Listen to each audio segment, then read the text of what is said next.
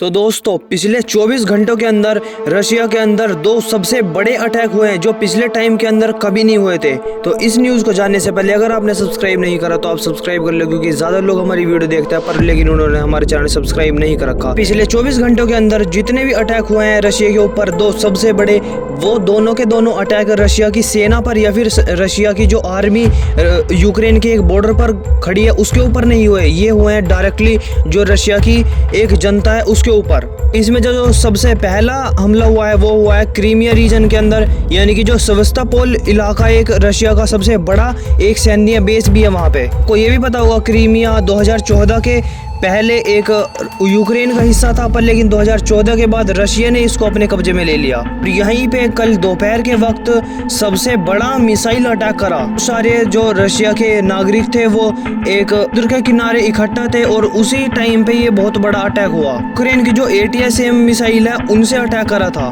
कि अमेरिका ने दी थी, और एक के बाद एक दंदना के जितने भी रशिया के वहाँ पे नागरिक थे वो घूम रहे थे, उनके ऊपर एक से एक गिर के फटने लगी।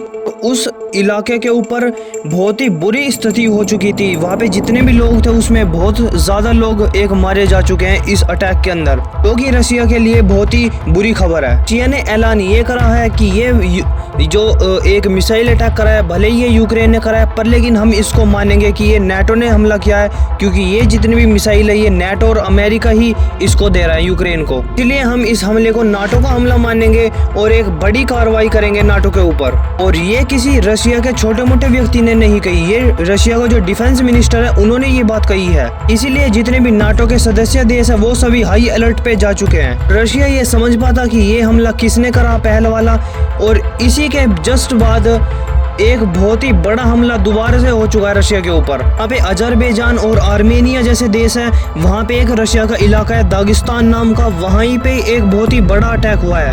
यहीं पे हथियारबंद लड़ाके अचानक से आए और एक के बाद एक फायरिंग करने लगे। जो रशियन एक आदमी वहाँ पे घूम रहे थे उनके ऊपर, वहाँ पे चर्च थी और एक सिनेगोग था जहाँ पे ज्यूज लोग प्रेयर करते थे, वहीं पे धड़ाधड़ गोली चला दी। ये जा रहा है कि इस हमले के अंदर जो अफगानिस्तान के ISIS के लड़ाके हैं उनका एक हाथ हो सकता है। इस अटैक में भी दर्जनों लोग मारे जा चुके हैं और बहुत ही ज्यादा लोग इंजर्ड हैं। रूस ने यह भी कहा है कि कई जो लड़ाके थे उनको जिंदा भी पकड़ा है जो रशिया की एक आर्मी और वहाँ की जो पुलिस है उन्होंने। तो बाकी सब लड़ाके थे उनको मार गिराया जा चुका है। बताया ये जा रहा है कि जो दागिस्तान के अंदर ये हमला हुआ है ये सेपरेटिस्ट मूवमेंट का एक हिस्सा हो सकता है। दरअसल दागिस्तान के अंदर जो सेपरेटिस्ट मूवमेंट है ये तो बहुत ही लंबे टाइम से चल रही थी, पर लेकिन आज के टाइम पे ये बहुत स्लो हो चुकी थी।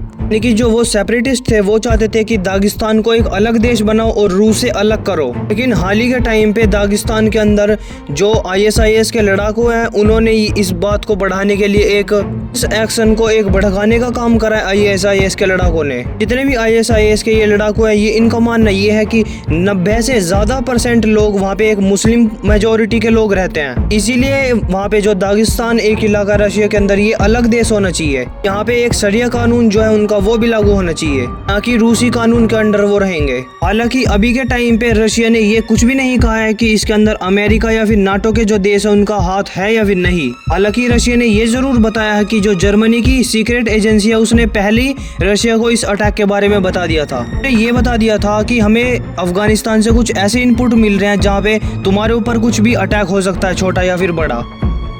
और ये वार्निंग मिलने के बावजूद भी रशिया अलर्ट पे नहीं हुआ, और इसका कारण ये हुआ कि जितने भी रशिया के वहाँ पे एक लोग घूम रहे थे उनको अपनी जान गंवानी पड़ी। लेकिन जो भी हो रशिया आज के टाइम पे अपने सब पूरे दौर से गुजर रहा है। एक तरफ वो रशिया और यूक्रेन के युद्ध में फंस चुका है, वहीं दूसरी तरफ इसके ऊपर टेररिस्ट अटैक हो रहे हैं, और वहीं यूक्रेन भी इतना ताकतवर हो चुका है कि यूक्रेन भी रशिया के ऊपर डायरेक्टली मिसाइल अटैक कर देता है कभी भी।